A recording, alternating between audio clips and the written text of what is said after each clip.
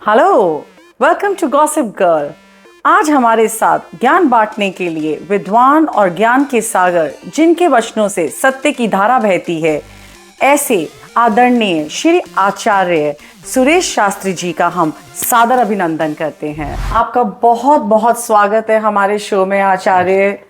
आज हमारे सौभाग्य है कि आप हमारे शो में आए और हमें आपसे ज्ञान के बारे में, ज्योतिष विद्या के बारे में और सबसे ज्यादा लाल किताब के बारे में जो जानकारी हासिल करनी है, हम उसके बारे में आपसे कुछ बातें करेंगे। जी आचार्य जी, मैं ये जानना चाहती हूँ, हमारी ज्योतिष विद्या लाल किताब से किस तरह से अभिन्न है? जी तो क्या ज्योतिष विद्या और लाल किताब दोनों एक ही हैं? जी, सर्वप्रथम आप सभी श्रोताओं को मेरी तरफ से जय श्री कृष्णा। और क्वेश्चन अपने शुरू करते हैं। जितना हमारे पास ज्ञान है उसके अनुकूल आपको सर्व जो है ज्ञान दिया जाएगा। ठीक है। लाल किताब का प्रश्न आपने किया है, बहुत उत्तम प्रश्न है और ये प्रश्न लोक कल्याण का प्रश्न है। हमारा निजी किसी एक व्यक्ति का प्रश्न नहीं है। आपने बड़ा उत्तम प्रश्न किया है जो समाज के उद्धार के लिए किया। आज के समय में हर एक व्यक्ति परेशानियों से जूझ रहा है। बिल्कुल। और हर एक व्यक्ति को अपना समाधान चाहिए। और समाधान जो है, क्योंकि ज्योतिष भगवान का नेत्र है। सबसे पहले तो ज्योतिष को जानने की जरूरत है कि ज्योतिष है क्या चीज़। ज्योतिष जो है ना, भगवान के नेत्र हैं। और उन नेत्रों से हमें जो ज्ञान मिलता है, जो उपाय मिलते हैं, वो सबके लिए होने चाहिए। तो लाल किताब में जो उपाय हैं वो सबके लिए हैं। उसको गरीब व्यक्ति भी कर सकता है और अमीर भी कर सकता है। अगर आप वैदिक उपाय के बीच में जाएंगे तो वैदिक उपायों के मध्य में आपको पैसा खर्च करना पड़ेगा। बिल्कुल। लेकिन लाल किताब में पैसे का खर्च ज़्यादा नहीं है, इसलिए लाल किताब का बड़ा महत्व है। इसे हर कोई कर सकता है। हर कोई कर सकता है। जिस तरह से हम बात कर रहे हैं लाल किताब के बारे में और उनके उपाय के बारे में, आपने बताया कि हर वर्ग के लोग इसे कर सकते हैं, चाहे वो अमीर हैं चाहे वो गरीब हैं। पर मुझे ये जानना है कि ये लाल किताब सदियों से हमारे साथ रही और हमने इनके उपाय किए, या ये आजकल कुछ ज्यादा सुनने में आ रहा है? लाल किताब को आई लगभग 200 वर्ष हो गए। 200 वर्ष पहले उर्दू के अंदर इसका भाष्य किया गया। और लिखने वाले जो लेखक हैं वो हैं तो हिंदू ही, लेकिन लिखते समय उन्होंने, उस समय उर्दू का प्रचलन था, इसलिए उर्दू में ही इस पुस्तक को लिखा गया। और उर्दू में लिखने के बाद अब वो पुस्तक ऐसे के ऐसे रख दी गई। उसके बाद 1939 में आकर के 19वीं सदी में इसका दोबारा से जो है रूपांतरण किया गया। वो ट्रांसलेशन जब किया तो हिंदी में किया गया ताकि सब लोग उसको समझ सकें, सब जान सकें। इसलिए हिंदी में वो लिखी गई। और लिखने के लिए पंडित रूपचंद जोशी जी, उन्होंने इसको हिंदी में लिखा। अच्छा। और हिंदी में लिखने के बाद उन्होंने भी 4 भाग जो है ना इसके बनाए।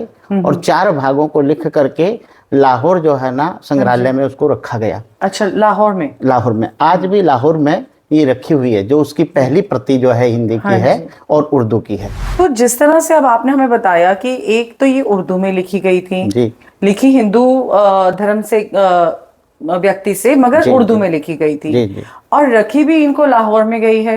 इनकी ओरिजिनल जो किताब है वो लाहौर में है। लाहौर में है। तो क्या इसे सिर्फ हिंदू धर्म के लोग ही ज्यादा उपाय में लाते हैं या हर धर्म के लोग इसका उपाय कर सकते हैं? लाल किताब के जो उपाय हैं वो सभी के लिए हैं। जो भी पृथ्वी पे प्राणी है सभी के लिए उसका लाभ मिलता है, चाहे कोई हिंदू हो या अन्य कोई भी धर्म हो। सभी धर्मावलंबी इसका प्रयोग कर सकते हैं। लेकिन हिंदुओं के अंदर जो है ना, क्योंकि ज्योतिष का बड़ा प्रचलन रहा है और हर समय हमारे यहाँ हर युग में जो है ज्योतिष चला है। यहाँ तक कि द्वापर त्रेता युग के अंदर भी ज्योतिष के माध्यम से ही भगवान राम का जो विवाह मुहूर्त निकला है, या जो उनका विवाह मंडप में जाने का समय लगन निकला है, या राज तिलक का जो समय निकला है, उस सब समय ज्योतिष का प्रयोग किया गया। हम बात कर रहे हैं लाल किताब की, लाल किताब के उपाय के बारे में जी। पर मैं ये जानना चाहती हूँ, ये लाल किताब का नाम लाल किताब कैसे पड़ा? जी, बहुत उत्तम प्रश्न है आपका। लाल किताब का नाम लाल किताब क्यों पड़ा? क्योंकि सर्वप्रथम हमारे यहाँ जितने भी विद्वान हुए हैं, खासकर ज्योतिष आचार्य जितने हुए हैं, सभी भगवती के उपासक हुए, हाँ जी, देवी के। हाँ जी, और हमारे यहाँ देवी ही रक्तांबर धारण करती है। बिल्कुल, देवी का जो स्वरूप है वो रक्त है, लाल रंग का। लाल रंग का। दूसरा, हमारे शरीर में ज्योतिष किसके लिए बनाया गया? मनुष्यों के लिए। बिल्कुल, और मनुष्य के शरीर में दो ही तत्व विद्यमान रहते हैं, एक रक्त और एक श्वेत। रक्त क्या है? वो माँ का स्वरूप है, हाँ जी, और श्वेत जो है पिता का स्वरूप। हमारे शरीर में जितनी भी हड्डियां हैं वो पिता का रूप है, और जितना खून है वो माँ का रूप है। ये तो बहुत अच्छा ज्ञान दिया आपने हमें। इसलिए लेखक ने जब इसको लिखा था तो उन्होंने माता का ध्यान करके, क्योंकि हमारे यहाँ जो पुस्तक लिखी जाती है उस समय माँ सरस्वती का भी ध्यान किया जाता है। बिल्कुल, बिल्कुल। और माँ सरस्वती का ध्यान करके उन्होंने देवी की उपासना करके तब इस ग्रंथ की रचना करी, देवी को ध्यान में ला तो इस तरह से इसका नाम लाल किताब पड़ा। उसके बाद इस पुस्तक को जब बनाया गया, उन्होंने जब लेखन किया तो उसके ऊपर जिलत जो चढ़ाया वो भी लाल ही था, लाल रंग। और उसने जो प्रयोग किया शुरू में उर्दू में, हाँ जी, तो उस समय भी लाल स्याही का ही प्रयोग किया। तो सब कुछ मिला के इसका, सब कुछ मिला करके लाल लाल होता गया, इसलिए लाल किताब के नाम से प्रसिद्ध। ये तो बात हुई लाल किताब की जी। अब ये लाल किताब हमारी एस्ट्रोलॉजी से कैसे अभिन्न है? मतलब क्या फर्क है या दोनों एक ही चीज है? एस्ट्रोलॉजी के अंदर जो है ज्योतिष गणना सूर्य चंद्र आदि तारा मंडल पे होती है। हाँ जी, जितना हमारा आकाश मंडल है, तारा मंडल है, ग्रहों की जो स्थापना है उसके अनुकूल जो है ना, और वैदिक विधि से जो कार्य होते हैं, क्योंकि वो वेद पे आधारित है, इसलिए उसको वैदिक ज्योतिष कहते हैं एस्ट्रोलॉजी को। ओके। और दूसरी एक न्यूमरोलॉजी है। न्यूमरोलॉजी के अंदर अंक विद्या है। हाँ जी, वो अंक शास्त्र पे चलती है और ये वेद शास्त्र पे चलती है। बिल्कुल। लेकिन लाल किताब के अंदर जो है ग्रहों का आंकलन करते हुए उसमें जो दिखाए उपाय दिए गए, केवल टोटके, अच्छा, छोटे छोटे उपाय हैं, कि वो उपाय हर गरीब आदमी या कोई धनाढ्य व्यक्ति भी अगर उस उपाय को करता है तो उसको उसका विशेष फल प्राप्त होता है।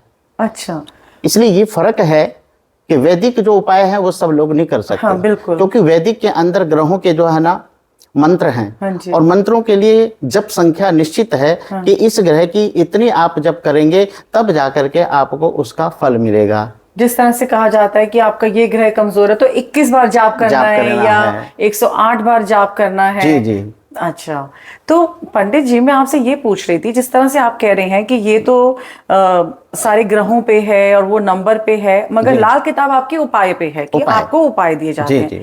पर आप मुझे ये बताइए कि उपाय हमेशा हमने अच्छे के लिए ही किए हैं जी, पर अगर कभी कोई ऐसा उपाय करे जो कि किसी गलत भावना के साथ किया गया हो, जी जी जी, तो इसका क्या असर पड़ता है और इसे कैसे कोई इंसान इससे उपाय से छूट सकता है? जी जी। उपाय करने में जितने भी उपाय हैं आप अपने कल्याण के लिए कर सकते हैं, आप अपने जीवन को सुधार करने के लिए, जीवन में कुछ पाने के लिए कर सकते हैं। अगर किसी का अहित करने के लिए आप कोई उपाय करते हैं तो उसमें उसका दंड का अधिकारी भी आपको बनना पड़ेगा खुद, अगर हमने किया। हाँ जी, हाँ जी। इसलिए हमें किसी के लिए भी कोई गलत भावना लेकर के कोई भी उपाय नहीं करना चाहिए, कोई यज्ञ नहीं करना चाहिए, कोई जप नहीं करना चाहिए, कोई तप नहीं करना चाहिए। अगर हम नित्य प्रति भगवान का नाम भी लेते हैं या गाय को रोटी भी देते हैं तो अच्छी कामना करके उसको दी जानी उस उपाय को करें। जितनी आपकी पॉजिटिविटी, आपकी जो है ना मनोकामना अच्छी होगी, उतना फल भी आपको अच्छा मिलेगा। तो ये जिस तरह से हम अगर लाल किताब के उपाय करते हैं, अगर मैंने आज कोई एक उपाय किया तो इसका फल हमें कितने समय तक मिलता है या कितने समय के बाद मिलता है? लाल किताब के जितने भी उपाय हैं, इन उपायों का फल मेरे अपने अनुभव से 41 दिन के अंदर प्राप्त हो जाता है। अच्छा जी। जी जी। और 41 दिन नहीं तो 41 के बाद तो तुरंत मिलेगा ही मिलेगा।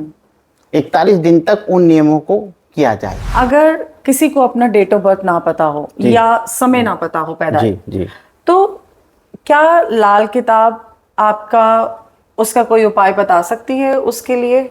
जी, लाल किताब के मुताबिक अगर हमें अपना डेट ऑफ बर्थ जन्म तिथि नहीं पता है तो आप अचानक कौतूहल प्रश्न कर सकते हैं, और प्रश्न करने से एक प्रश्न कुंडली तैयार होगी। उस प्रश्न कुंडली के आधार पर आपका फलादेश बताया जाएगा। जी। तो क्या ये हमारी ज्योतिष विद्या में भी है, एस्ट्रोलॉजी में भी है? जी जी, ज्योतिष विद्या के अंदर भी जो है अंक विद्या भी है, और उसमें ज्योतिष के अंदर आप प्रश्नावली करके भी प्रश्न निकाल सकते हैं। प्रश्न कुंडली बना करके आपके भाग्य को बताया जाए। तो अगर मैं कहूँ कि आप एक प्रश्न के साथ उसको बता सकते जी। हैं, तो मैंने देखा है कि अगर कोई टैरोट कार्ड रीडिंग करता है जी। तो वो भी एक प्रश्न करते हैं और कार्ड उठाते हैं, कार्ड तो क्या वो उठाते भी वही प्रणाली है जो लोग कर रहे हैं? सेम वही प्रणाली Same। है, बिल्कुल। हाँ जी। जी। ठीक। एक कोई ऐसा उपाय आप बता सकते हैं इसमें जो हर एक व्यक्ति के लिए, हर एक इंसान के लिए बहुत लाभदायक हो? जी। लाल किताब का कोई एक ऐसा उपाय? लाल किताब का सबसे पहला उपाय है ग्रहों को शांत करने के लिए नित्य प्रति गुलाब जल पानी में डाल करके स्नान करें और प्रातःकाल अपने माता पिता और बुजुर्गों को प्रणाम करें, क्योंकि जितने भी ग्रह हैं वो सब हमारे पूर्वजों के, हमारे रिश्तों के कारक हैं। हाँ जी। जैसे प्रातःकाल अगर हम सूर्य को उठ के प्रणाम करते हैं तो सूर्य का अच्छा फल मिलता है। अगर हम पिता को ही प्रणाम कर लें तो सूर्य स्वयं ही अच्छा हो जाएगा। अगर हम प्रातःकाल माता को प्रणाम कर लेते हैं तो माता के आशीर्वाद मिलने से चंद्रमा अपने आप ठीक हो जाएगा। अगर आपका मंगल खराब है और आप भाई को प्रणाम करते हैं तो मंगल भी अच्छा प्रभाव देने लगेगा। इस प्रकार ग्रहों का हमारे रिश्तों के साथ संबंध है। प्रातःकाल उठई रघुनाथा, माता पिता गुरु नाम ही माता, ये भगवान ने ही हमें सिखाया है कि प्रातःकाल उठिए, अपने बुजुर्गों को प्रणाम कर लीजिए। ये पहला उपाय ही आपका श्रेष्ठ है। तो आप अपने ग्रहों को अगर ठीक करना चाहते हैं, जितने भी श्रोता, तो वो सबसे पहला नियम अपना पकड़ें कि सुबह उठ करके बुजुर्गों को प्रणाम करें, माता पिता की सेवा करें और उनको ध्यान रखें। जी जी। जिस तरह से आप पंडित जी मुझे ये बता रहे हैं कि आपके ग्रहों को शांत करने के लिए या अपने कर्मों को अच्छा करने के लिए जी आपने लाल किताब का उपाय बताया कि अपने माता पिता की सेवा करें जी, उनको प्रणाम करें। अब देखा जा रहा है आने वाले टाइम में श्राद्ध आने वाले हैं अगले महीने से। जी। अब इन श्राद्धों में हमने देखा है हिंदू धर्म में ही कई लोग करते हैं और कई लोग नहीं करते हैं। जी। पहले करते थे लोग, हमने देखा हमारे सबको, पर हमारी जनरेशन में हमने देखा कि वो लोग नहीं करते। जी। तो इसी के साथ साथ वो मांस मदिरा का भी उपयोग करते हैं। जी जी। तो क्या ये ठीक है या हमें इसे नहीं करना चाहिए, या ये करने से हमारे ऊपर कोई दोष लगता है? इसके बारे में आप हमें कुछ बताइए। ठीक, बहुत उत्तम प्रश्न है और श्राद्ध पक्ष आने वाले हैं। हाँ जी। तो इसलिए बड़ा अच्छा प्रश्न है, समाज के काम आने वाला प्रश्न है। सबसे पहले तो ये सोचिए कि पितृपक्ष है क्या चीज। पितृपक्ष का मतलब है कि 15 दिन का जो पखवाड़ा होता है, 15 दिन का एक पक्ष होता है। हाँ जी। तो हमारे यहाँ तिथियां भी जो है ना 16 तिथि हैं। एक पूर्णमासी और एकम से लेकर के अमावस्या तक 15 तिथि वो, तो कुल मिला के 16 तिथि होती है। और ये 16 तिथि हमारे पितरों को समर्पित है। जो हमारे पूर्वज चले गए हैं उन पूर्वजों को तृप्त करने के लिए भगवान के द्वारा बनाया हुआ विधान है कि 16 दिन पितृलोक से पितृ पृथ्वी पर आते हैं और पृथ्वी पर आकर के अपने ही बच्चों के द्वारा दिए हुए अन्न और जल को स्वीकार करते हैं और उनको आशीर्वाद देते हैं। हाँ जी। अब मान लीजिए जब हमारे यहाँ पितरों का आगमन हो गया और उस समय हमारे यहाँ बच्चे अभक्ष्य भक्षण करते हैं, मांस मदिरा का सेवन करते हैं और शुद्धि नहीं है घर के अंदर, या घर में कलह कलेश होता है, तो ऐसे समय पितर जब आते हैं तो अपने ही संतान को श्राप दे देते हैं और श्राप दे करके वापिस दुखी मन से लौट जाते हैं।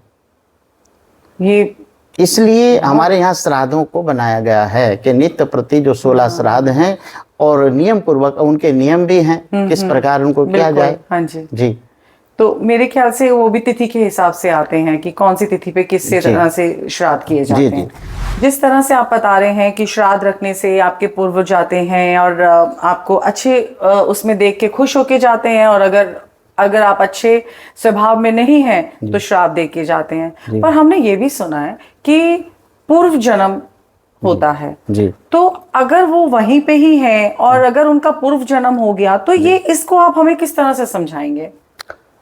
देखिए गीता में जो है ना सबसे पहले लिखा हुआ है कर्मण्यवाधिकारस्ते, हर जीव का कर्म पे अधिकार है। बिल्कुल। जितनी भी जीवात्मा है कर्म करने में स्वतंत्र हैं। बिल्कुल। और स्वतंत्र हैं तो सभी कर्म करते हैं और कर्म करते हुए अंतोगत्वा जब उनका देह त्याग होता है, किसी भी प्राणी का जब शरीर छूटता है, छूटने के बाद वो अपने कर्म अनुसार लोक को प्राप्त करता है। जैसे उसके कर्म है उस कर्म के आधार पर उसको योनि प्राप्त होगी। हाँ जी बिल्कुल।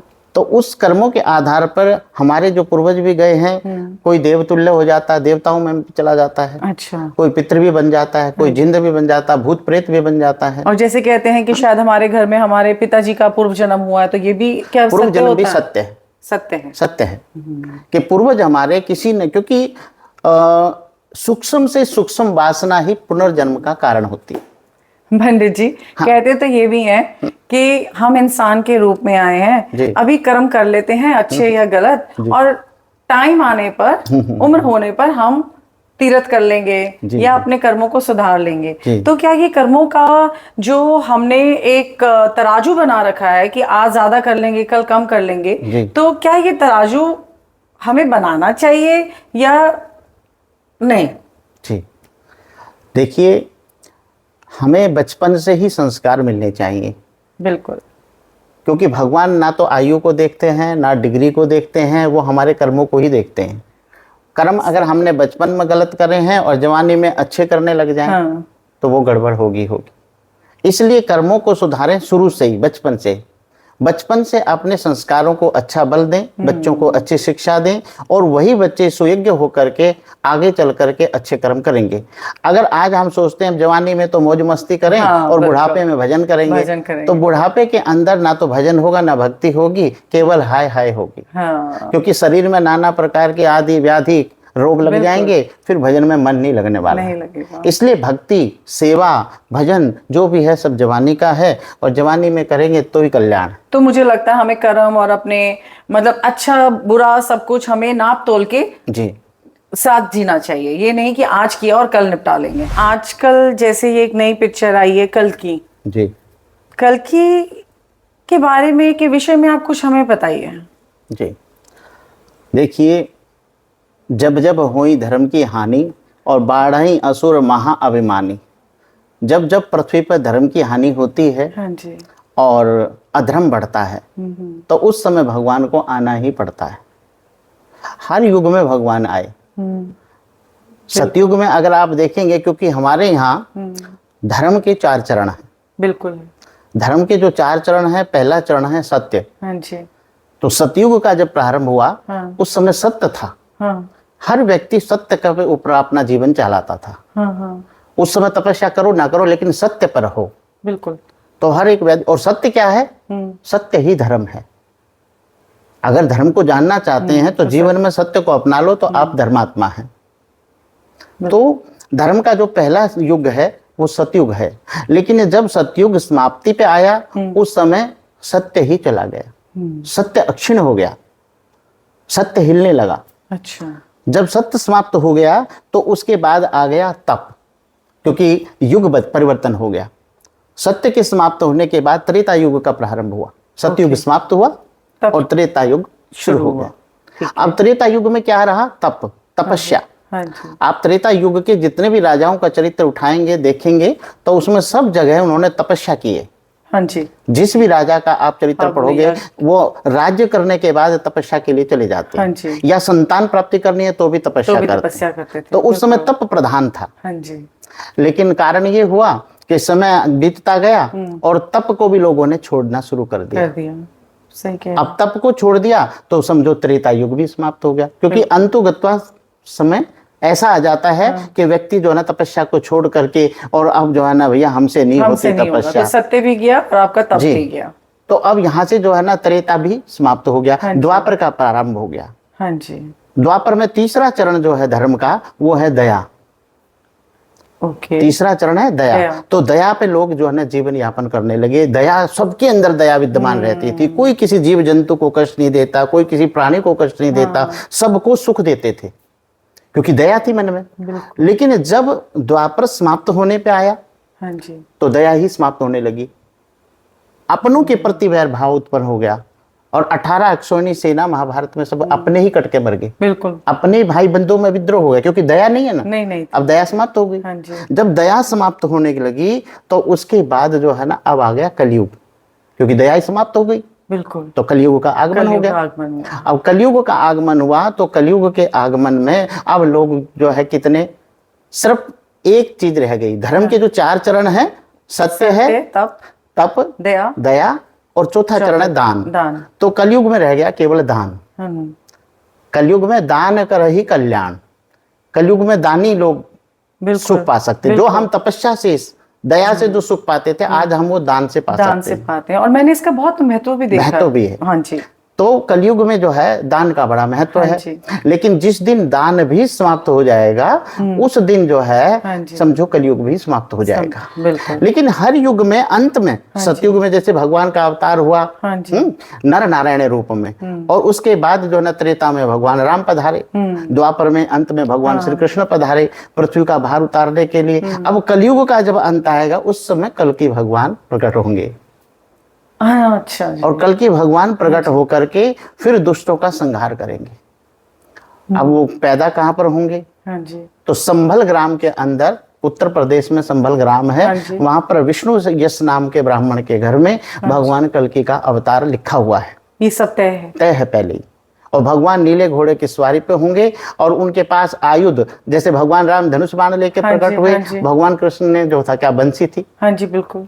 लेकिन कलयुग में जब भगवान कल्कि अवतार लेंगे तो खड़ग लेकर के, तलवार लेकर के ही उत्पन्न होंगे, क्योंकि कलयुग है। और तब जो है ना दुष्टों का संहार करके धर्म की स्थापना के लिए भगवान पुनः प्रयास करेंगे, पृथ्वी का भार उतारेंगे। ऐसा ये लेख है। चिरंजीवी कौन है? ठीक, आपका ये प्रश्न भी बड़ा उत्तम है, और इस प्रश्न को तो हमें बच्चों के सामने भी करना चाहिए। I wish all the kids, all the parents, they make their kids also see this and understand what Chiranjeevi is all about. जी, चिरंजीव जो है ना, हमारे यहाँ अष्ट चिरंजीव हुए हैं, लेकिन अष्ट में 7 चिरंजीवों को मुख्य मानते हैं हम लोग। हाँ जी। ठीक है, 7 चिरंजीवियों को जो नाम दिया गया है, उन्हीं को आगे चल करके सप्त ऋषियों का पद प्राप्त होगा। अच्छा। सप्त ऋषि वो बनेंगे। उनमें नाम सुन लीजिए: अश्वत्थामा, बलिर्व्यासो, हनुमंच, विभीषण, कृपश्च, परशुरामस्त, सप्त एत चिरंजीविनः। ये 7 चिरंजीव हैं। अश्वत्थामा, बलि, व्यास, हनुमान, विभीषण, कृपाचार्य और परशुराम, ये 7 चिरंजीव हैं। और ये 7 आज भी पृथ्वी मंडल पर सूक्ष्म रूप से आज भी भ्रमण करते हैं। अगर कोई दिव्य आत्मा है, सिद्ध आत्मा है, वो इनका दर्शन कर लेता है, क्योंकि वो तो सिद्ध हैं। और हमारे शरीर में जैसे सूक्ष्म शरीर अंदर है, अभी हम भौतिक शरीर में बैठे हैं। अगर हम सूक्ष्म शरीर को जानने लगे तो हम उनका दर्शन कर सकते हैं। लेकिन अभी हमें उतना ज्ञान ही नहीं है। सूक्ष्म शरीर को हम भौतिक को नहीं जानते, तो सूक्ष्म को कैसे जानेंगे? तो गुरु कृपा से जो उसको जान लेता है सूक्ष्म शरीर को साधना के द्वारा, तो वो फिर इन देवताओं का दर्शन, इन चिरंजीवों का दर्शन कर सकता है। पर जिस हिसाब से कलयुग है आ रहा है, और कलयुग इतना ज्यादा फैला हुआ है, उसमें ये चिरंजीवी को ये महसूस करना या ये अपने अंदर आना, तो मुझे तो ये बहुत ही मुश्किल लग रहा है कि ये कैसे और कब होगा। ये अष्ट चिरंजीव है, और इनका जो है ना कहते हैं नाम लेने से भी पवित्र। कलयुग के व्यक्ति दर्शन तो नहीं कर सकते। लेकिन जिस दिन भी अपने घर में बच्चे का जन्मदिन है, हाँ जी, उस दिन इन 8 चिरंजीवों को, 8 को नहीं तो 7 चिरंजीवों को प्रणाम करें। 7 चिरंजीव तो जो बताए हैं, अश्वत्थामा, बलि, व्यास, हनुमान, विभीषण, कृपाचार्य, परशुराम, तो 7 चिरंजीव हैं। 8वें जो है ना चिरंजीव कौन है? मार्कंडे जी महाराज। ओके। मार्कंडे ऋषि जो हुए हैं वो भी अष्टम चिरंजीवी हैं। तो पंडित जी, थोड़ा सा आप हमें बताइए इस बारे में। जैसे आपने बहुत ही अच्छी बात कही कि आप आपके बच्चे का जन्मदिन है तो भी आप अगर इसकी पूजा करें तो इसका काफी महत्व है जी। तो प्लीज थोड़ा सा आप बताइए कि किस तरह से हमारे फ्रेंड्स लोग इस पूजा को कर सकते हैं, या कैसे की जा सकती है? ये खुद की जा सकती है, पंडित के द्वारा कराई जा सकती है कि ये थोड़ी देर की है या ज्यादा? क्योंकि आजकल हमारे यहाँ पे बहुत ज्यादा लंबी पूजा को भी थोड़ा शॉर्ट किया जाता है, तो इसको अब शॉर्ट में अगर आप बताएं तो कैसे कर सकते हैं? सबसे पहले अगर पूजा करना चाहते हैं, हाँ जी, तो अपने घर में किसी भी अपने ब्राह्मण या गुरु को बुला करके पूजा करें। हाँ जी, क्योंकि कर्मकांड करने का अधिकार जो है वो ब्राह्मण को दिया है। बिल्कुल बिल्कुल। कोई भी विप्र आकर के आपके यहाँ पूजा पाठ कराता है तो उसका फल आपको 100% मिलेगा। ठीक है, किसी भी अपने गुरु ब्राह्मण को, पुरोहित को बुला करके, और एक चौकी के ऊपर, हाँ जी, सफेद रंग का कपड़ा बिछा करके उसके ऊपर जो है 7 चिरंजीवों की स्थापना करें। हाँ जी, और स्थापना करके अक्षत, पुष्प, रोली, चंदन इत्यादि से उनका पूजन करें, धूप दीप से, और अपने जिस बच्चे का जन्मदिन है उस बच्चे से उनके नामों का उच्चारण करवाएं, हाँ, और उनको प्रणाम करवाएं। जिससे बच्चा जो है ना निरोग होता है और उसकी आयु की वृद्धि होती है। पहले के प्राचीन समय में हमारे यहाँ लोगों का एक प्रचलन था कि जब भी बच्चे का जन्मदिन होता था केक नहीं काटते थे। हाँ जी। हमारे यहाँ बच्चों को उस समय बिठा करके स्वस्ति वाचन किया जाता था। ब्राह्मण को बुला करके बच्चे का तिलक होता था, स्वस्ति वाचन होता था और इन अष्ट चिरंजीवों को प्रणाम करवाया जाता था। अब तो दौर काफी बदल गया है पंडित जी, अब तो दौर ऐसा समय ऐसा आ गया। बट आपने जो हमें बताया कि किस तरह से आप ये पूजा कर सकते हैं, और आई एम श्योर कि हमारे काफी लोगों को इससे फायदा होगा। जिस तरह से आपने हमें बताया कल्कि के बारे में, चिरंजीवी के बारे में और उसके महत्व के बारे में आपने बताया जी। तो अब मैं आपसे ये पूछना चाहती हूँ कि जैसे भगवान कृष्ण जी ने अश्वत्थामा का वध किया जी। अश्वत्थामा को शिवजी जी का रूप माना जाता है जी, तो ये कैसी लीला हुई जी? इसके बारे में आपको बताते हैं।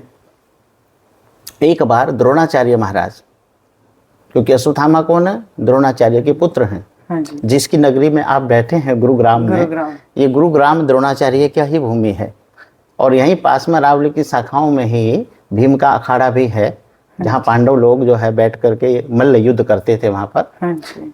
तो ऐसी ही पावन भूमि में आप लोग बैठे हैं। तो यहीं पर द्रोणाचार्य के यहाँ जब संतान नहीं थी तो उनकी पत्नी का नाम है कृपि। ये कृपि कौन है? कृपाचार्य की जो कुलगुरु हैं पांडव के, उन्हीं की पत्नी है, उनकी बहन है, उनकी बहन है और द्रोणाचार्य की पत्नी है। हाँ जी। अब जब इनके घर संतान नहीं हुई तो इन्होंने तमसा नदी के किनारे पर जाकर के तपस्या करी भगवान शिव की। और भगवान शिव की इतनी तपस्या करी, साधना करी, तब भगवान शिव प्रसन्न हुए और भगवान शिव प्रसन्न होकर के आशीर्वाद दिया इनको। हाँ जी। कि महाराज मैं आपको आशीर्वाद देता हूँ, क्योंकि आपके भाग्य में संतान तो नहीं है। हाँ जी। लेकिन मेरे आशीर्वाद से आपने इतना भारी तप किया है तो मैं आपको एक पुत्र का वरदान देता हूँ और वो स्वयं मेरा ही अंश उत्पन्न होगा। भगवान शिव ने ये नहीं कहा कि मैं ही प्रकट हूँगा। अच्छा, केवल मेरा अंश अवतार। हमेशा जो है ना, जब भी भगवान अवतार लेते हैं तो भगवान का अंश अवतार, भगवान का कला अवतार, भगवान का पूर्ण अवतार या भगवान का परिपूर्ण अवतार, या कभी कभार भगवान अपने आयुधों को भी भेज देते हैं। हाथ में शंख चक्र भगवान के हैं, उनको भी अवतरित कर देते हैं भगवान। अच्छा। जैसे वे लक्ष्मण जी, भरत शत्रुघ्न इत्यादि, ये भगवान क्या है। फिर भगवान का आवेश अवतार होता है। आवेश अवतार में भगवान का क्रोध ही अवतार लेता है। जैसे नरसिंह भगवान का अवतार, ये भगवान का आवेश अवतार है। परशुराम अवतार, ये भगवान का आवेश अवतार है। तो ऐसे ही जो है भगवान शिव ने केवल अपना एक अंश दिया कि ये मेरा अंश जो है पुत्र के रूप में तुम्हें प्राप्त होगा, लेकिन ये बहुत बड़ा बलशाली होगा, इसमें इतनी शक्ति होगी कि अथाह शक्ति। अच्छा। और भगवान ने कहा कि ये मणि के साथ उत्पन्न होगा। अच्छा। हाँ, मणि जो है ना मस्तक में थी और मणि जो है ना, उस मणि का नाम था कृणिका। अच्छा। क्योंकि मणियों के भी अलग अलग नाम होते हैं, चिंतामणि, कर्णिका मणि, समंतक मणि, कौस्तुभ मणि, ये मणियों के अलग अलग प्रभाव है। उस समय इनका बड़ा महत्व भी होता था। हाँ जी। तो भगवान शिव ने मणि के साथ में आशीर्वाद दे दिया कि ये मेरा पुत्र आपके घर जन्म लेगा। वहां पर अश्वत्थामा का जन्म होता है। और अश्वत्थामा का जब जन्म हुआ तो जन्म होते ही बच्चा जो है ना घोड़े की आवाज में हिन हिना करके रोया। अच्छा। और उसी समय चुप भी हो गया। तो इसीलिए नाम, क्योंकि अश्व घोड़े को कहते हैं, तो अश्वत्थामा, क्योंकि अश्व के रूप में जो है बोला और उसके बाद चुप हो गया, इसलिए नाम पड़ा अश्वत्थामा। तो अश्वत्थामा के रूप में अब द्रोणाचार्य ने पुत्र के रूप में प्राप्त कर लिया अश्वत्थामा को। और पुत्र को लेकर के जब पुत्र हुआ तो बड़े प्रसन्न हुए। भगवान शिव का आशीर्वाद है, मणि साथ में है। लेकिन भगवान शिव ने जब इनको आशीर्वाद दिया तो साथ में ये भी कहा कि जिस दिन इस बच्चे के हाथ से या तुम्हारे कुल में किसी के हाथ से किसी बाल हत्या हो जाएगी किसी की, तो उस समय ये मणि वापस चली जाएगी। जो तेज है इसका, जो मैंने दिया है, वो सब समाप्त हो जाएगा। लेकिन भगवान ने कहा कि चिरंजीव होगा। तो चिरंजीव तो है ही है, लेकिन मणि चली गई। मणि कब गई? जब भगवान श्री कृष्ण, महाभारत का युद्ध हुआ, महाभारत के युद्ध में और सारी सेना मारी गई कौरव की। दुर्योधन अकेला युद्ध में पड़ा हुआ था और दुर्योधन की जो है ना उस समय दोनों जंघाएं तोड़ दी थी, चल नहीं पा रहा था और युद्ध के मैदान में पड़ा हुआ था। गीध कौवे ऊपर मंडरा रहे थे। हाँ, उस समय आपने दुपट्टे से उनको उड़ाता था हाँ, और बड़ी दुर्दशा थी उस समय उसकी। ऐसे समय में अश्वत्थामा उनके पास आ गया, हाँ जी, दुर्योधन के पास, और आके कहने लगा कि मित्र, मैं आपका कोई काम नहीं कर सका क्योंकि मैंने आपका नमक खाया है लेकिन आपकी सेवा नहीं कर पाया। मुझे आज आप कोई भी एक सेवा दे दो, जो सेवा दोगे मैं उसको पूर्ण करूंगा। हाँ जी, और ये सुन करके अश्वत्थामा दुर्योधन ने कहा, भैया तो अगर चाहता है तो मेरी एक कामना है। हाँ, हम जो है ना सारे पांडव कौरव जितने भी थे 100 और उधर पांडव 5, लेकिन उन पांडव 5 में से तो एक भी नहीं मरा। हाँ, और हमारे सब चले गए। अगर उनमें से एक की भी हत्या हो जाए, एक भी समाप्त हो जाए, हाँ, तो मैं सोचूंगा कि मैंने महाभारत जीत लिया। हाँ, तो इसके लिए जो है ना अश्वत्थामा ने कहा, ये मैं आपका काम करूंगा। और महाराज जाकर के अचानक जो है ना मध्य रात्रि के समय में जब सब सो रहे थे, तो जहां पांचों पांडव सोते थे, आज भगवान श्री कृष्ण को तो पहले ही पता था। तो पांडवों को उठाया भगवान ने कि चलो उत्सव मनाते हैं जाकर के, आप जीते हैं। बिल्कुल। तो भगवान उनको लेके दूर चले गए। हाँ जी, अश्वत्थामा। और अश्वत्थामा की जगह अब अश्वत्थामा ने मन में प्लान बना लिया कि अब तो मैंने इनकी हत्या करनी है। हाँ। लेकिन वहां पर द्रौपदी के 5 पुत्र आके सो गए। अच्छा जी। उस जगह पर। हाँ। और पांडव चले गए बाहर। अश्वत्थामा जब रात्रि में आया तो उन्होंने पांडव समझ करके उनके गर्दन काट दी। ये हो गया आपका बालवध हो गया। और जैसे ही बालवध हुआ, उसके बाद जब सुबह सवेरा हुआ और चित्कार करके द्रौपदी रोई, तो 5 पांडव आ गए और आकर के देखने लगे। पूछा सबने कि क्या हुआ। हाँ जी। तो तुरंत भगवान श्री कृष्ण ने कहा कि ये केवल एक ही व्यक्ति का काम है, अश्वत्थामा। और उसी समय अर्जुन रथ लेकर के पीछे भागे और अश्वत्थामा को पकड़ लिया। हाँ जी। अब पकड़ लिए, सभा के मध्य में लाकर खड़ा कर दिया। द्रौपदी से पूछा कि इसको क्या दंड दिया जाए। हाँ जी। तो द्रौपदी ने कहा कि ये गुरुपुत्र है, मैं नहीं चाहती कि मेरे 5 पुत्रों की हत्या हो गई और ये गुरु पत्नी का पुत्र है, आज मेरी गुरु माता भी वो भी जो है ना निपुति हो जाएगी। तो मैं ये नहीं चाहती, मैं चाहती हूँ इसको छोड़ दो। अच्छा। हाँ, इसको मारो मत। अर्जुन को कहा कि देखो तुम्हारे ऊपर गुरु ने बड़ी कृपा करी है, तुम्हारी गुरु ने जो विद्या अपने पुत्र अश्वत्थामा को नहीं दी वो तुम्हें दी है। क्योंकि गुरु को शिष्य प्यारा होता है, बिल्कुल। अपने पुत्र से भी शिष्य प्यारा होता है। तो उस समय अश्वत्थामा को मणि निकाल लिया और सिर के केस काट करके बाहर निकाल दिया। अब इसी कृत्य का बदला लेने के लिए अश्वत्थामा आगे जो है ना जो हरकत करता है कि मैं अब उत्तरा का इनका वंश ही मिटा दूंगा। हाँ, वंश मिटाने के लिए भी उसने एक ब्रह्मास्त्र छोड़ा। कहाँ पर? उत्तरा के गर्भ पे, जो अभिमन्यु की पत्नी है। हाँ जी। और ये विराट महाराज की कन्या थी उत्तरा।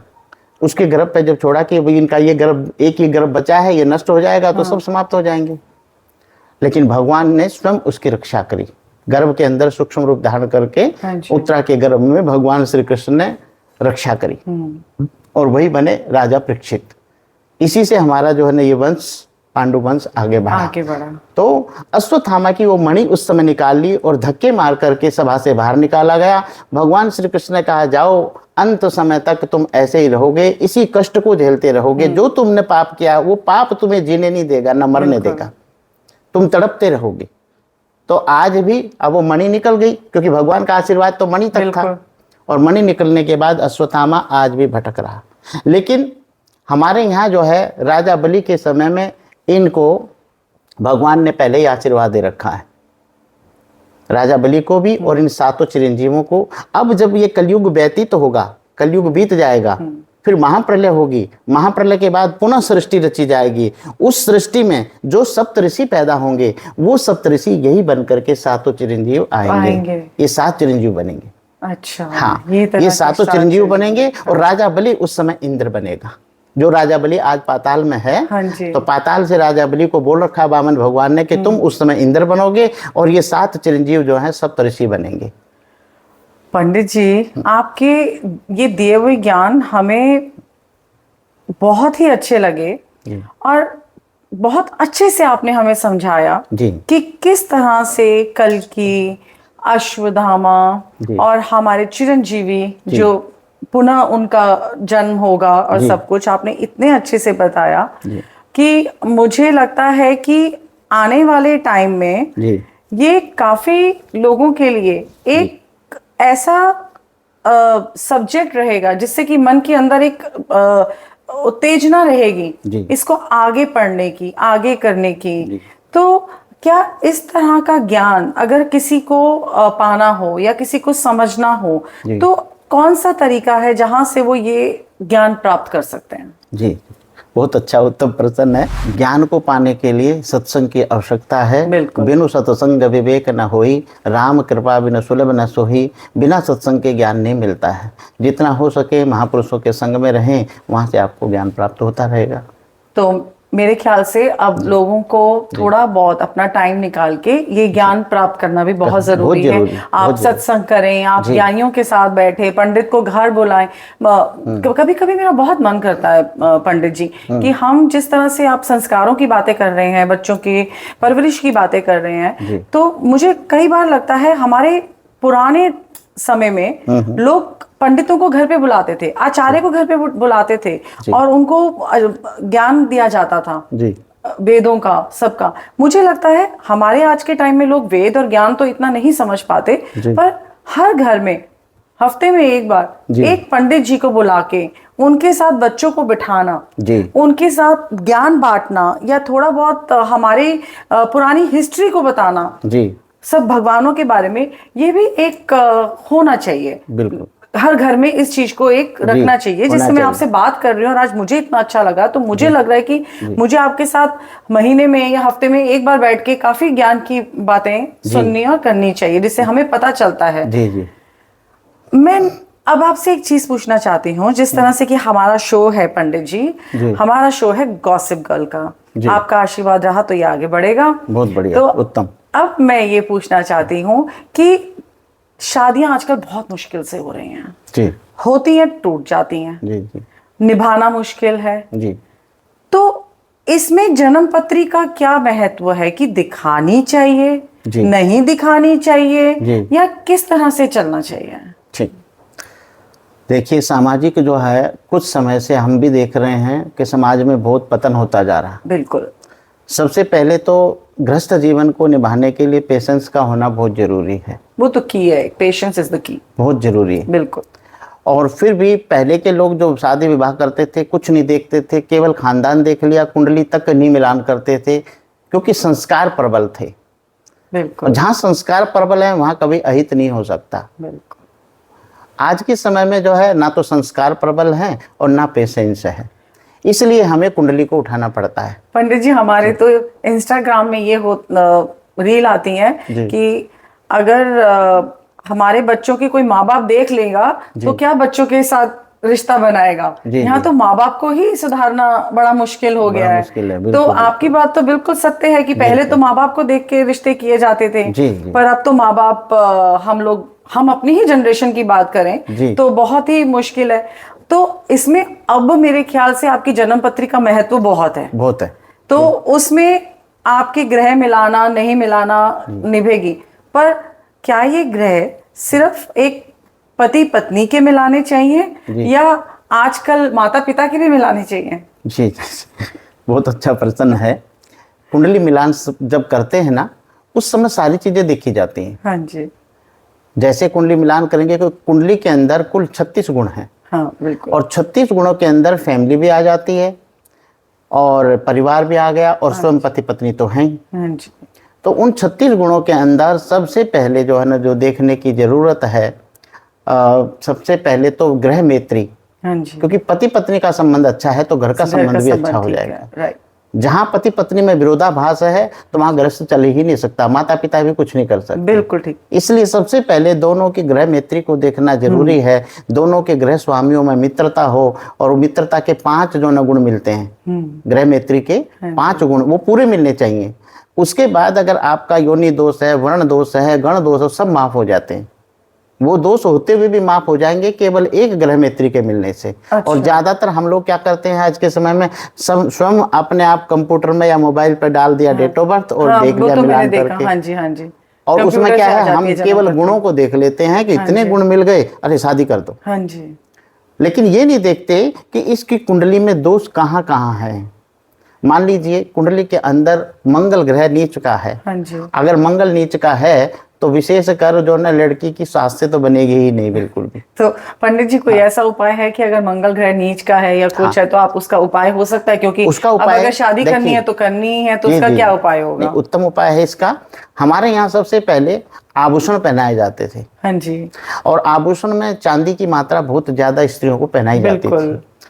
आपने देखा होगा पहले की माताएं जो है पैरों में कम से कम आधा किलो चांदी पैरों में रखती थी, बिल्कुल, हाथों में भी रखती थी, बिल्कुल, गले में भी डाल लेती थी। बिल्कुल, तो चांदी जो ना ठंडी होती है, और चांदी के पहनने से मंगल का दोष समाप्त होता है। चांदी को छेद करके पहनना, हाँ, या चांदी को ठोस चांदी को पहनना, हाँ, ये दोनों ही प्रभाव मंगल के दोष को समाप्त करते हैं और उस कन्या को जो है उसके जीवन का सुख प्रदान करते हैं। आज के समय में बीमारी क्या है कि हमारे यहाँ लड़कियां आभूषण पहनना ही नहीं चाहती। नहीं बिल्कुल भी नहीं। आपको ज्यादातर आप देखेंगे तो लड़कियों का जो है नाक नहीं छिदा हुआ होता है। हाँ जी, आज के समय में लगभग 60% लड़कियां बगैर नाक छिदे मिलेंगी हाँ आपको, जी, 40% नाक, और नाक क्योंकि के उनका छेदने कहना है वो से, थोड़ी ज्यादा मैच्योर लगने लग जी जाती जी जी, इसका विशेष कारण है। हालांकि जो है ना आभूषण हमारे यहाँ जितने बनाए गए हैं सभी हमारे मस्तिष्क पर प्रभाव डालने के लिए हैं। नहीं, मैं आपकी इस बात से पूरे सहमत हूँ, क्योंकि जिस तरह से हम रोज बैठे रहते हैं, रील्स देखते हैं, करते हैं, तो मैं कल ही एक रील देख रही थी जिसमें ये दिखाया गया था कि अगर आपको गुस्सा बहुत आता है जी, तो आप एक चांदी की चेन को 2 घंटे गंगा में भिगो के, पानी में गंगा भिगो जल, के, जी, गंगा जल में आप उसको धारण करेंगे तो आपका गुस्सा थोड़ा शांत शांत होगा। होगा। तो मेरे ख्याल से जिस तरह से चांदी ग्रहण करके गुस्सा थोड़ा शांत होगा, जी। उस हिसाब से अपने आप ही सांस के साथ बन जाएगी, बन जाएगी, तो मंगल बिल्कुल ग्रह बन वैसे ही शांत हो गया। बिल्कुल। ये बात तो बहुत उत्तम कही आपने, और मेरे ख्याल से काफी लोगों को इससे ज्ञान मिलेगा कि जी, जी। आने वाले कष्टों को कैसे दूर किया जाए, जी, जी। और वो आपको इस बात के लिए जरूर पूछेंगे। जी, जी। तो सारे ग्रहों को शांत करने के लिए अब आप क्या करवा सकते हैं, ये आपसे अब आपको जिम्मेवारी है। जी जी जी तो एक और चीज मैं इसमें पूछूंगी, जी जी आजकल देखा जाता है आचार्य जी कि प्यार बड़ी मुश्किल से मिलता है, जी और अगर मिल गया तो वो बहुत देर तक रहता नहीं है। जी इसका कोई उपाय हमारे शास्त्रों में या कुछ है जी। कि वो प्यार हमेशा के लिए बना रहे, इज्जत बनी रहे? इसका कोई उपाय आप बताइए, क्योंकि ये हमारी ऑडियंस के लिए बहुत ही इंपॉर्टेंट जरूरी है, क्वेश्चन है, जरूरी। बहुत ही जरूरी है। जी जी जी जी सबसे पहले तो प्यार से जो न रहने के लिए हमें स्वयं भी वैसा बनना पड़ेगा। बिल्कुल, मोटी सी बात है। हाँ जी, क्योंकि अगर हम शीशे के सामने खड़े होते हैं तो हमारी शीशे में परछाई आती है। बिल्कुल, ऐसे ही अगर हम क्रोधी हैं तो जैसे ही हमारे सामने दूसरा कोई आएगा तो क्रोधित हमारे हो। क्रोध से वो भी क्रोधी हो जाएगा। इसलिए हमें अपने आप को शांत करना है। अपने आप को अगर हम प्रेम से रखेंगे, घर में शांति पूर्वक रखेंगे, तो सामने वाला भी शांत होगा। पहला फार्मूला तो सेल्फ लव कर दिया आपने, ये तो सेल्फ लव है कि पहले आप अपने आप से प्यार करें, अपना सम्मान करें, तो आप दूसरे का भी दूसरों कर का भी पाएंगे। सम्मान बिल्कुल करेंगे। ठीक। जी। और तीसरा, अगर वैदिक रीति से आप देखें तो सबसे पहले पति पत्नी में प्रेम के लिए रतन अगर धारण करते हैं तो ओपल जो है हाँ जी, पति पत्नी में परस्पर प्रेम बढ़ाता है। कौन सा? ओपल। ओपल, अच्छा, ओपल एक स्टोन है और हाँ वो जी। चांदी में जो है ना धारण किया Correct, जाता है। हाँ। उसको जो है ना चांदी में सोमवार को या शुक्रवार के दिन धारण करें। दोनों करें या जी, एक ही? दोनों ही धारण दोनों करें। धारण करें। और दूसरी बात, क्रिस्टल भी धारण कर सकते हैं। हाँ जी, क्रिस्टल को नमक के पानी से धो करके और राइट हैंड में उसका एक ब्रासलेट बना लें या फिर गले में माला, बिल्कुल, तो क्रिस्टल भी धारण कर सकते बिल्कुल। हैं। तीसरा जो है, शुक्र को हम तरल पदार्थों का स्वामी मानते हैं और शुक्र की वजह से ही आपस में प्रेम बना रहता है। जिसका शुक्र खराब हो गया, आपसी मतभेद शुरू हो जाएगा। तो पंडित जी मुझे याद है आपने जब हमने शुरू किया बात करना, तब आपने सबसे पहले जो एक उपाय बताया था लाल किताब का, जो सबके लिए बहुत ही अच्छा है, वो आपने यही बताया था कि गुलाब जल से स्नान करना। गुलाब जल आपका शुक्र का प्रतीक है, शुक्र आपका प्यार का प्रतीक है। तो ये सारी बातें वही है कि आप अगर अपने ग्रहों को और अपने आप को इस हिसाब से रखेंगे कि अपने ग्रहों को शांत रखेंगे, तो आपकी बाकी चीजें भी नॉर्मल होती रहेंगी। तो ये तो बहुत ही अच्छी बात है, और मेरे ख्याल से हमने ये काफी अच्छी टिप दी है अपने लोगों को, to how to be in love and how to stay in love. मेरे शो में हमेशा हम पूछते हैं आपका कोई गॉसिप पार्टनर कौन सा है? कि जिसके साथ आप बैठ के गॉसिप करते हैं या बातें करते हैं, तो आई एम श्योर मुझे आपसे ये पूछना तो बहुत ही गलत होगा कि आप गॉसिप किसके साथ करते हैं। मगर मुझे आपसे एक चीज पूछनी है। आप हर घर जाते हैं, हर घर में तरह तरह के लोग आपको मिलते हैं, तो क्या आप घर जाके अपनी वाइफ के साथ बैठ के उनकी बातें करते हैं कि ये ऐसे थे, या आप अपने मन के अंदर से उनको निकाल के उस घर से निकलते हैं? नहीं, हमारे जीवन में देखो जितना सहयोग, क्योंकि शिव भी, अगर शिव के अंदर से आप ई की मात्रा हटा दीजिए, हाँ, तो वो क्या बन जाएगा? 100 बन जाएगा। इसलिए वो ई जो है ना, हाँ, वो हमारी धर्म पत्नी ही है हमारे लिए। तो वो बहुत जरूरी है, जाके उसके बगैर जो है ना सब हैं। इसलिए हमारे जीवन में जो वो जुड़ी हुई है, इसलिए हम शिव बने हुए हैं, आज के अर्धनारीश्वर हैं। तो आप शिव बनने के लिए मेरा Gossip Girl is very important for you to always tune in. बहुत अच्छी बात बताई आपने हमें। पंडित जी, अब जिस तरह से हम अपना ये शो समाप्त कर रहे हैं जी, मुझे आपसे एक चीज पूछनी है जी। ये साल हमारा शनि का साल है जी। इस शनि के साल में जी, आने वाला महीना सितंबर है जी। क्या आप हमारे लोगों को हर राशि के बारे में, उनके ऊपर क्या ग्रह का प्रभाव पड़ने वाला है जी, क्या आप बताएंगे? अब आपको 12 राशियों के बारे में बताया जाता है कि सितंबर के महीने में 12 राशियों पर ग्रहों का क्या प्रभाव रहेगा।